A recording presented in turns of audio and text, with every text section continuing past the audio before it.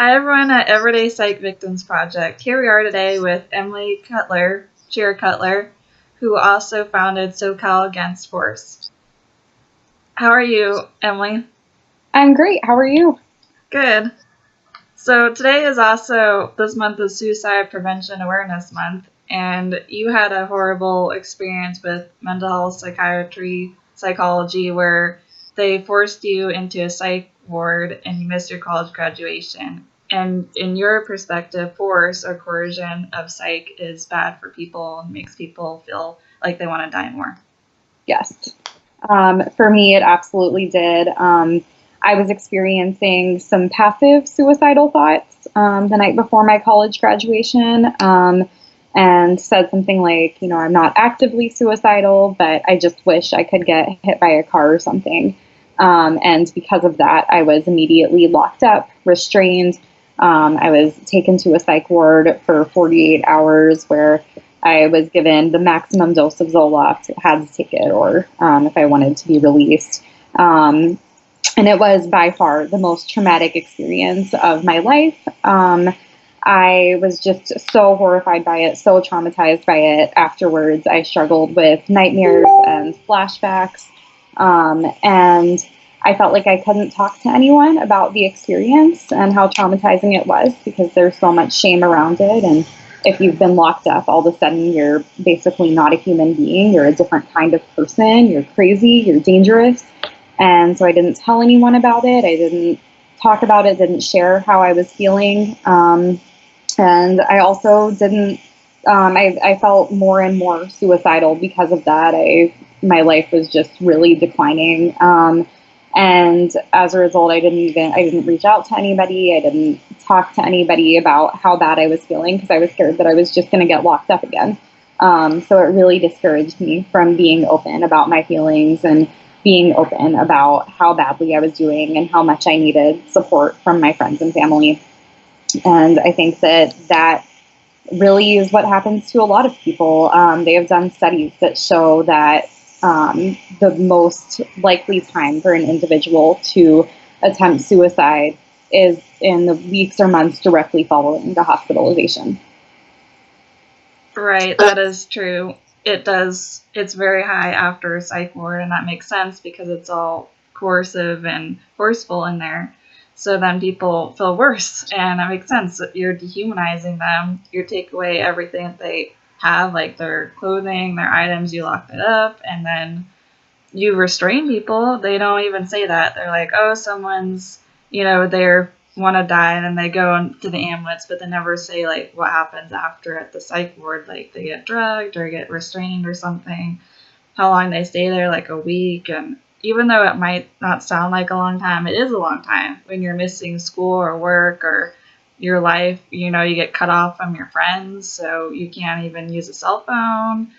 You can just a phone on there, and so you can't even talk to people. It's very isolating. Yeah, I know people who tell me, oh, it was only 48 hours. I'm like, the length of time doesn't matter if you're missing your college graduation, if you're missing an important life event that is really, for me, I also missed my high school graduation because I was bullied in high school, and I was so anxious and felt so unsafe going. And college was supposed to be this big turnaround for me that I had so many friends in college, and I had a boyfriend who was coming, my family.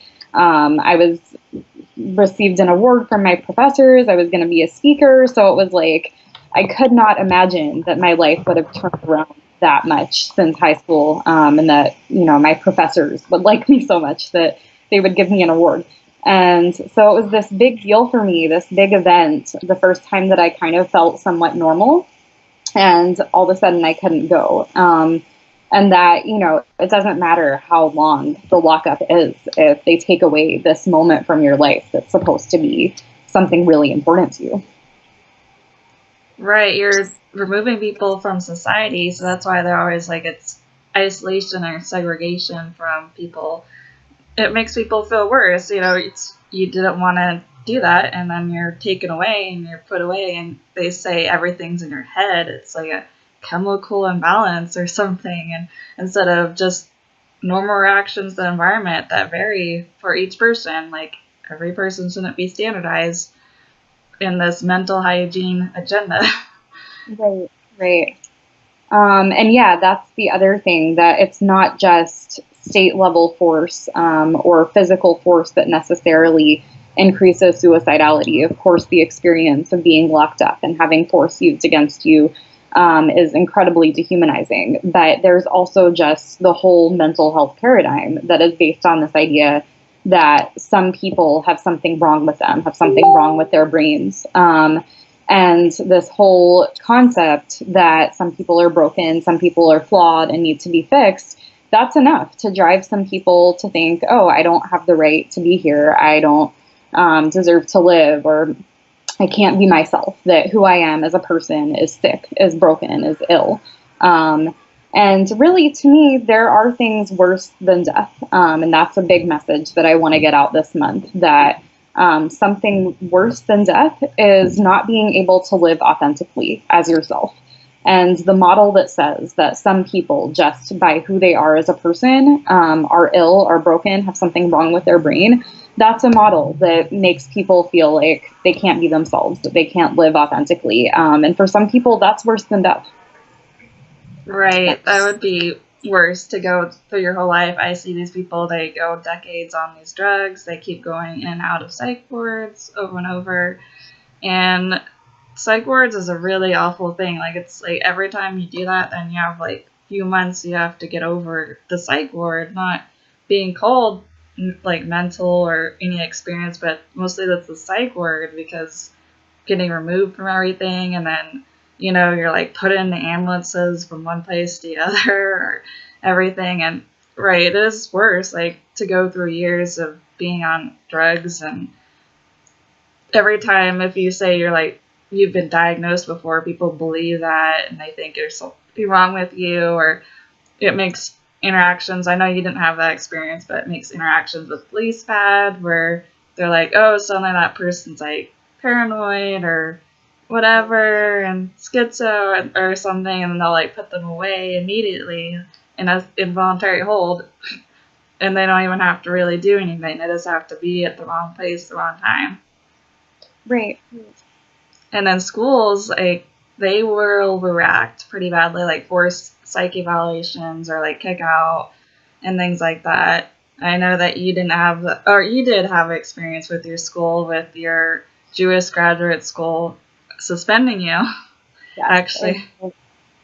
Yeah, I was forced on a leave of absence after my second hospitalization.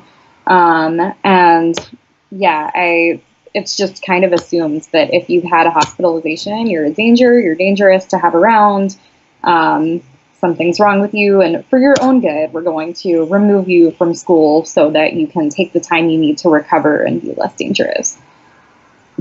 Right, and that's totally not true. It's just a terrible thing if they say, oh, danger yourself or others. That could mean anything. Like, you're just, you know, you're paranoid. They're like, oh, you're a danger to self or others. Or you just make a passive comment, like you said before with you, like, oh, I don't mind if I die, but I don't want to die, or something.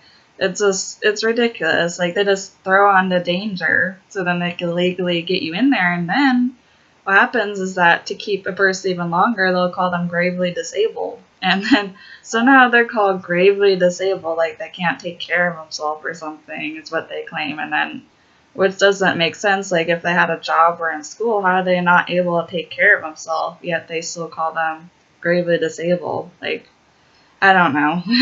It just doesn't take any time of, like, person's history. Like, it doesn't matter what they did in their life, if they volunteered or what they did in their community. It doesn't matter. Like, they just say, oh, they're a danger immediately. Like, it's just ridiculous. Yeah, and even the grouping of danger to self with danger to others, I see as just inherently violent. That someone who's a danger to themselves, to me, you know, they're not violating anyone else's liberty. It's my body. We didn't choose to be born, and we can, you know, I think we can choose to die if we want. To say that being a danger to oneself is anywhere near similar to being a danger to others, that deciding what to do with your own life is the same as violating someone else's liberty is just so harmful and awful. And to me, if someone wants to choose to opt out of this life, or if someone, is quote unquote gravely disabled, unable to take care of themselves, the idea of committing a violent act against them, locking them up, and using physical force, that's violent. That's, a huge human rights abuse. Right, that is a human rights abuse to lock people up, and people don't call it. Like, they say, oh, if they're anti-mental health, then they must be against so-called mentally ill people, but actually it's the opposite. When you're, like, anti-mental health or anti-psychiatry or anti-psychology, which is even rare, it means, well, you're against the whole violence against people and locking people up and calling them different from everyone else. You can have emotions, you can be sad, you can feel lethargic or anything, and that's just normal. Like, it's the human, normal human reactions. Exactly. I often consider myself, even more than anti-mental health or anti-psychiatry, anti-sanism. Sanism is the idea that, certain bodies or minds are superior, or I guess certain minds or emotions are superior to other minds and emotions, or ways of processing emotions. And yeah, we have this idea that if someone is sad too much, that we decide that they're sad too much, or we decide they're angry too much, or we decide that certain emotions are negative and unhealthy, and therefore those people are ill and broken and need to be fixed to be more normal, or what we consider normal. That is all sanism, and that's what is the basis of this mental health model, this model of psychiatry and psychological treatment often is this idea that emotions are bad, they need to be repressed, or certain emotions are bad and need to be repressed as opposed to expressed, as opposed to the rights people have to live authentically and express who they are. Right, definitely. Sanism, that is definitely on the ball. Like, I don't even use the word crazy anymore, because it was just, before I was a psych victim, I just used it as like, oh, it's wild, or it's different, or, it's unpredictable, but I didn't mean like a derogatory term like lock them up or straitjacket people. I wasn't even sure what straitjacketing even meant. Like, I just sort of kind of got it recently, but I just heard like drugging people. I was against the drugging anyways, and I didn't know it was psych wards were in every hospital, and there's even more behaviorals. Like, there's at least over 200 or 250 or something in America, at least. I think there's more just by themselves. And so I did not realize that, but yes, there's really no crazy. It just, you can be different or wild or untrained, but you're not like mentally ill. And so people they're like, oh, they're crazy, need to be changed. Like, whatever they're doing needs to change instead of, just different. But so they use it in that way. Yeah. Absolutely. Yeah. I think I started out doing activism with a lot of like anti-stigma groups, or mental health advocacy groups that would say, don't use the word crazy, use the word mentally ill instead. Crazy is a stigmatizing word, but if you use mentally ill, that's the polite way of saying it. And in reality, it's all the same thing: crazy, mentally ill, anything that is saying someone is broken, that someone needs treatment. The reality is, people, just like you said, people can be different. People can be responding emotionally to something that's happening, but I personally don't believe anyone's brain is broken, or that anyone has a chemical imbalance. Right. The mental health model definitely increases self-doubt because you're coercing people, you're forcing them into places they don't want to be, isolating them. Even though people are always shocked, oh, that person was isolated in a room, or like the one from Australia, they were naked. Well, I heard free man who was interviewed on here, like, he said that he was locked in a place naked in America. So it doesn't matter. It's everywhere. Just they don't promote that because they're pushing the mental health agenda and the health model agenda that they're trying to sell these and market. And so every time, like, oh, there's more self-death, and they're like, increase the mental health funding, increase it, instead of realizing, well, they increased it. What was the result? More self-death? Well, don't they see the results aren't matching what they're putting into it? The output, not matching the input. But they just keep saying more beds, more this. But actually in countries like Italy, that's the only one I refer to that one a lot, but they have less beds, like the least in Europe and America, yet their self-death rate is half of what America is, like around the 6s, while here it's around 12. So it doesn't prove that, and they don't even have any freestanding psych wards. They still have the general hospital, but it just proves that more does not equal less. Yet they keep, yeah. Yeah. And I do think, I'm not sure if this is correct or not, you may need to fact check this, but I think Italy has pretty high, like vacation days, a high number of vacation days, and a really good system of just like a high quality of life, really good welfare system, really good work benefits. So I imagine that countries with, a high quality of life, not high treatment, that's where the suicide or self-death rates are going to be much lower.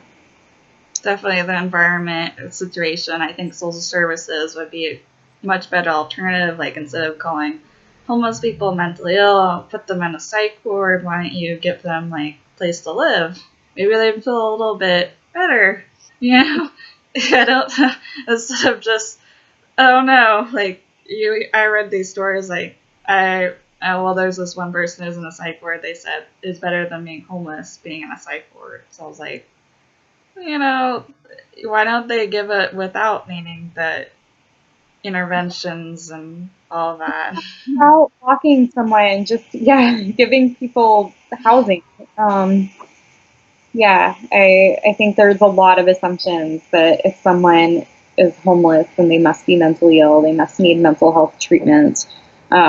When the reality is that being homeless is enough to drive anyone, mad, is enough to make anyone feel despondent or feel unable to take care of themselves. And if we just gave housing and social services, that can meet people's needs, that can increase their quality of life. Right, and I remember seeing that recent article I just posted on EPVP where they're like, hyenas are used on mentally ill people in Africa. I was like, well, they're probably tying them to trees and things because they don't want to give them any housing or food. So that's a big problem. Instead of doing that, then they're like, stick them in a hospital. That's somehow better than like just leaving them. It's just, everybody has difficulties with relatives, yet they pathologize everything into something. Yeah. And so, how is your activism? I know you made SoCal Against Force, and you're also editor of Mad in America. You also work with the Alternatives Conference. Yes. And how is that affecting everything and changing people's minds, or you feel like it's making impact somehow? Yeah, so I think that Southern California Against Force Treatment is really providing a space for people to just have the view of supporting total abolition of forced treatment, and for that view to be legitimate. Usually in California, especially when people talk about being against forced treatment in some way, there's a lot of assumptions that are made. Are you a Scientologist? Are you a conspiracy theorist? Why are you against, forced treatment? Are you anti, mental health? Are you anti, people getting support for their needs? And so Southern California Against Forced Treatment is just a place where people can come and have the view that forced treatment is wrong and violent. And, that's the assumption, that's the legitimate view to have. And it's also a space where people can go and talk about suicide or talk about any distress they're experiencing and know they're not going to get locked up. No one's going to call 911 on them. So to me, that's my biggest goal with a group, and that is the biggest difference I'm making, is just giving people that space. And then we're also making progress and giving talks to different communities and different groups, and just trying to educate others as much as possible about the issue of forced treatment, and just gain public awareness that this is an issue, this is an act of violence, this is a human rights abuse. It's not for our own good, it's not necessary, it's not medically necessary, it's not helpful, and it's often traumatic. And so that's, the work I'm doing with Southern California against forced treatment.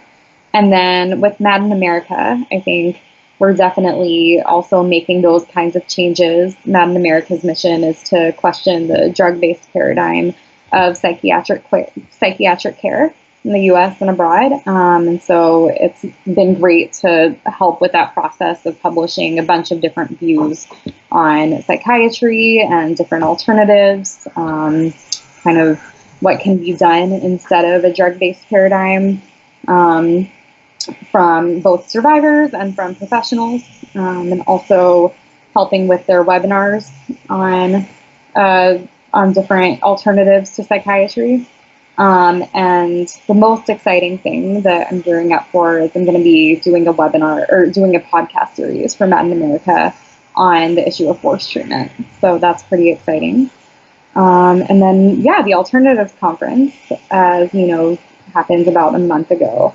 And that was super exciting. There were a lot of different voices there, a lot of different solutions being offered, different alternatives, different paradigms besides mental health. I gave a workshop on the neurodiversity paradigm and Mad Pride.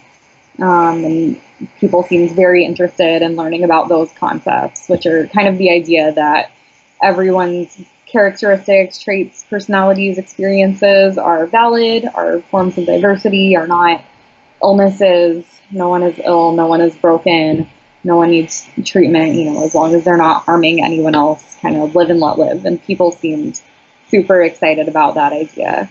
And I also talked about cognitive liberty, which is just kind of the right for anyone to express or feel or think or act, believe whatever thoughts and ideas they want, as long as they're not harming others. And I think that also had a lot of interest. Right, it's great to have the liberty and feeling like, I know you also talked about the neurodivergent movement too, where this was fine to be different and original and have your feelings instead of having to suppress the feelings. So a lot of times they're like, oh, you need to talk to people, and that's all the mental health thing, but yet calling it disorder is making people suppress their feelings. So it kind of is contradictory in that way, because you don't want to be called disordered and stuck on drugs, and that's your only solution. Right. So you're, suppressing everything.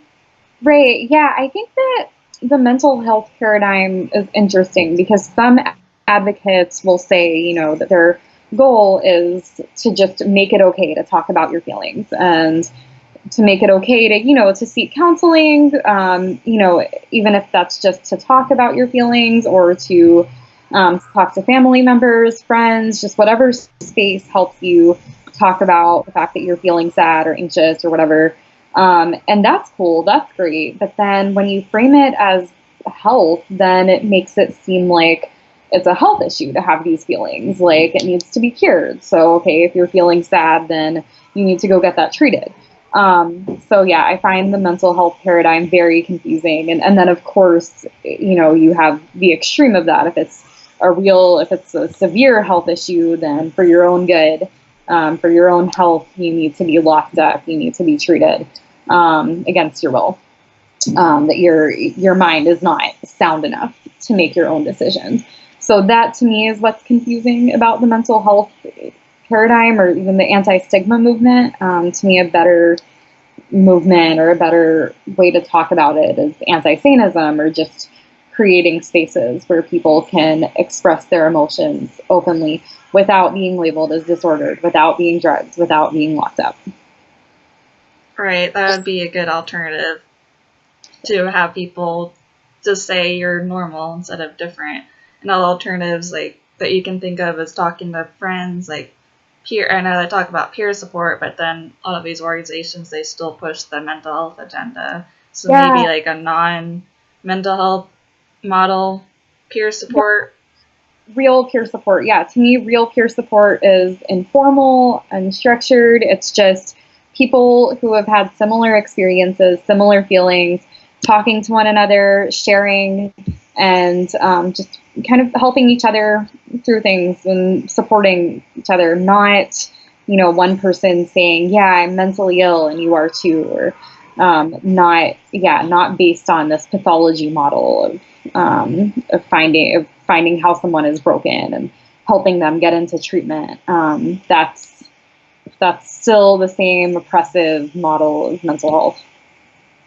Right, and I know it's Suicide Prevention Awareness Month, so that means they're really, well, on every article almost, if they talk about self-death or suicide, I just call it self-death because I don't want to put homicide with suicide, so that's why I do that. But they always put suicide hotline, call this hotline, and then I talked to someone who had called it and it was just totally useless. Like they say don't talk to us if you're not serious about dying, and then they say, just listen to music or something, and that you like to get off the phone. So that's nice. What skills are you going to use to manage these thoughts, as if these thoughts and feelings are coming out of nowhere, as if they're just this other entity, almost like the demonic possession model, this other entity that somehow comes and possesses you, makes you a different person, and you need to quickly listen to music and watch TV and exercise, something to make yourself not feel this way. And I don't know, I've heard talk to people who that has worked for, so that's cool. I'm pro-choice, but I think a lot of times people want to kill themselves because they see death as a less bad option than the life they're currently living, in their current life circumstances. And, listening to music isn't going to help someone have better life circumstances. What's going to prevent death is making death a worse option than the life they're living. So making their current life circumstances better. And, whether that's increasing a social network where they're going to find acceptance for who they are, or, family connections, or a job, or, like you said, social services, what's going to increase quality of life, not coping skills to manage suicidality as if it's some separate illness that has nothing to do with a person's context or circumstances. Right. Usually it's a long-term thing. Like there's something underneath that they just say, the topical, like just deal with so a lot of people, they're like, the drugs might have helped. Of course, we know lots of stories where it made people worse, but like because it numbs your feelings or something, it makes you not associate with your emotions as much or something, or your memories, but it often is something like deeper underlying, and so changing the circumstances is important. That's why you need, in my opinion, non-mental health alternatives would actually be taking care of those circumstances and not require counseling or push counseling or therapy or anything just because you're going through a hard time. They're like, if you see something harsh or you go through a hard time, you better get therapy, instead of just offering the help without any strings or coercion in any of that. Like I notice at like free lunches or homeless shelters, they'll like put behavioral services. You go to the employment center, they have a behavioral services whole department right there. And so they just, instead of just offering circumstances that change things, they push therapy. You must be going through a hard time, so you must have a problem or something. So the situation, need fixing. And to be clear, I'm not against all therapy. I see a narrative therapist, and I think he doesn't use the DSM. I think when therapy is more about just talking through things and having a space to share openly about your feelings, that's great. That can be really helpful. It's just the vast majority of therapeutic interventions are about diagnosing and treating someone and teaching them coping skills, teaching them to manage this illness they have as if it's like a totally separate entity. I think one issue with Suicide Prevention Month is this idea that the ultimate end goal is to save someone's life, like that nothing is worse than death. Like all of everything we're doing, even if it's improving their life circumstances, it's so that they don't die, as if there's nothing worse than death. And the reality is that, you know, there are things worse than death for some people. And yeah, if we're not giving somebody a better quality of life, if we're not taking measures to increase, you know, how satisfied they feel with their life, how fulfilled they feel, how safe they feel, we have no business telling them, well, just listen to music so that you can stick around in misery for another week. Right, self-fulfillment. Yeah, I talk about motivationology. Like, I try to make the theory of it. It's hard to make the websites and all of that. People see that. They keep wanting to mix like mindset in there, which is not what I'm talking about. Or they try to mix psychology with motivation. And I'm like, no, you can have motivation, external factors, instead of just, you know, analyzing your personality. So there are definitely alternatives to everything, and we can think about self-fulfillment, you know, satisfaction with your life. If you're satisfied, you approve of yourself. You can approve of yourself even if you hate yourself. So you can just be like, oh, it's just temporary, and then you go through that low and you're done with it. So, yeah. Yeah, absolutely. That's, you know, mad pride or self-acceptance. It doesn't mean that you're not trying to improve yourself. It doesn't mean you're not trying to better your life circumstances. It can just mean, you know, temporary acceptance while you're improving. Okay. Do you want to go into your full story, or do you want to just wrap this up or anything? Whatever you prefer.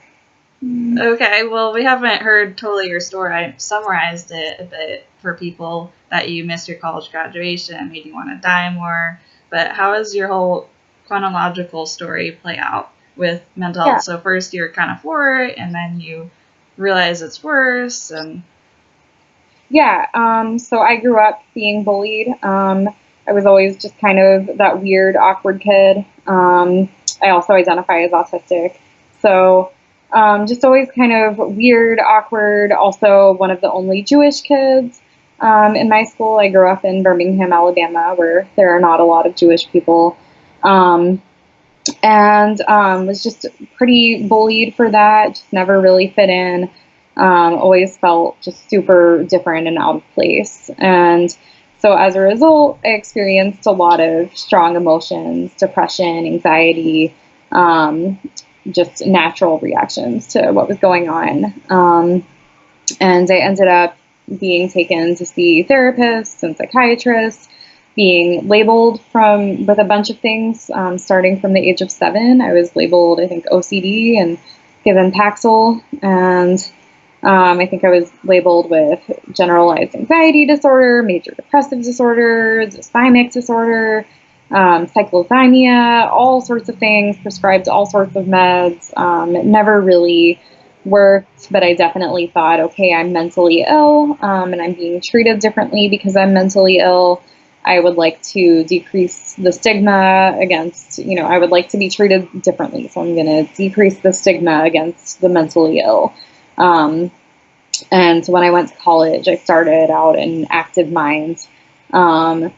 And I was doing a lot of work with them and ended up joining the National Active Minds Board, just kind of with this idea of I want to stop discrimination against mentally ill people, whatever that means. And I was always frustrated and just couldn't quite place why I was frustrated. But now I kind of realize it's because their goal is to get people into treatment. So in a way, that's kind of for discrimination because it's saying that some people need to be in treatment. And I know Active Minds even has on their website a link to how to get your friend to seek treatment if you suspect they might have a psychological issue. Kind of terrifying and creepy. But yeah, I remember it was all about just encouraging treatment or even encouraging positivity. We would like have these events where it was like, think positive or be happy. Happiness is great. And I was like, no, but like, aren't we saying that it's okay to be depressed and it's okay not to be positive? And I remember people in the group being like, what? Like, what are you talking about? So finally, after I was hospitalized, I started researching kind of the mad pride paradigm and the psychiatric survivors movement, and was like, okay, this is what I've been looking for. This is what I want to do. And found that, I mean, not before going through more psychiatrization and course psychiatry after I was hospitalized, things got much worse for me. I ended up attempting suicide and being locked up again, and getting forced out of grad school.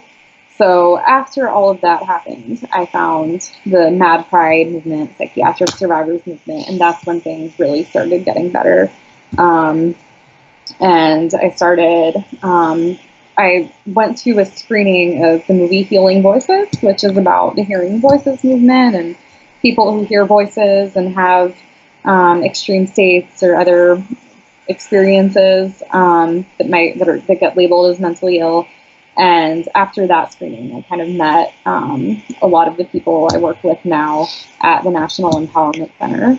And I eventually also found Mad in America, started following them, and then eventually started my SoCal Against Force group. So it was really this movement that saved me, that was just having people in my life that didn't think of me as mentally ill, didn't think of me as sick and needing to recover, but just thought of me as just having a natural response to life circumstances, and also that recognized the experience I had with being locked up as forceful, coercive, traumatic, as something that I was the victim of, not something that I caused or something that I personally needed to prevent from happening again by not expressing suicidal thoughts. Right. Often just being called ill makes you feel worse. Like, definitely can, especially if a person was called just totally fine. Like, I know that was my experience anyways. It made me feel really, really awful. I thought I was wrong. Like, I just made a little report thing, and then school forced me. Texas Christian. I don't know. You didn't mention your school, but anyways, Texas Christian, right? Just transferred there, and then you need to go to a psych eval at a hospital, and that was just terrible, terrifying. And then people were like on the Facebook, like, oh, if you think you're getting stalked, you should tell the police. But then after I was like, they want me to go to a psych ward, then they're like, oh, well, then you probably should go because they're professionals and they know what they're doing. So then delete me, and I had tons of people delete me or remove me, and that happens to, well, I don't know if it happens to everyone so dramatically, but it's just really dramatic the way people react. And even at work, I had a bad day and they got fired and they're like, oh, you're schizophrenic or something. The CFO said that. It was really bad. So pretty embarrassing. Yeah. That happens so much too. That happened to me. It was just when I would talk about my experience. I think the first time I ever wrote an article about my experience, and I was not even questioning the mental health paradigm. I don't think I was even questioning force treatment. I think I was just saying the conditions need to be nicer, something as non-radical and reformist as just the conditions in psych hospitals need to be better and patients need to be treated better. Even that, people were like, whoa, you were locked up, and I think I could link to that article. You can read some of the comments on it. So mean, so terrifying. So this person deserved to be locked up. This person thinks that, she's sane, but she's not. These are professionals. If someone is expressing suicidal thoughts, then of course this is how they should be treated. That's just, you can't just take the word of this person as opposed to, therapists and psychiatrists. People were just the idea that I was even saying that things shouldn't be this way was just so intense for people.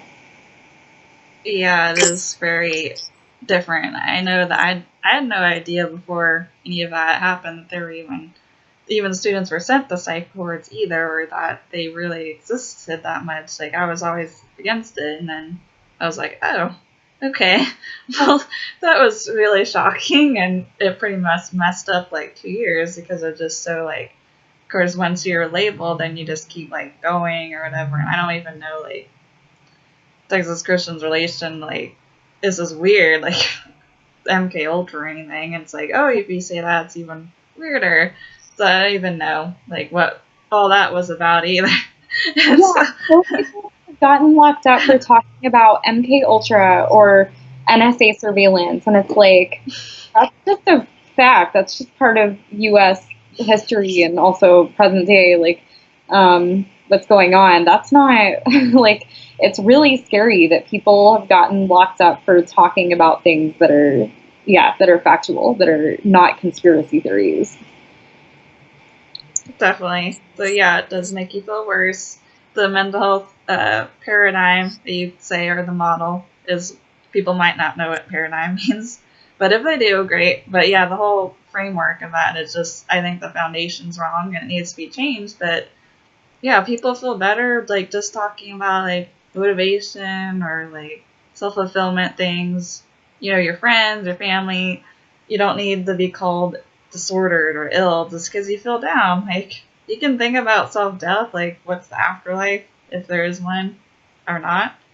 People are like, oh, if you think about death too much, maybe you're like mental or you're like depressed or something. It's not like, oh, it's a symptom. Like they say these little flags, like if you think this way, you act this way, then maybe you're like mental or something. And it's not true. Like you're just fine. And yeah, a lot of those, you're talking about minds or active minds. I know they have one in the UK too, where it's a mental health charity.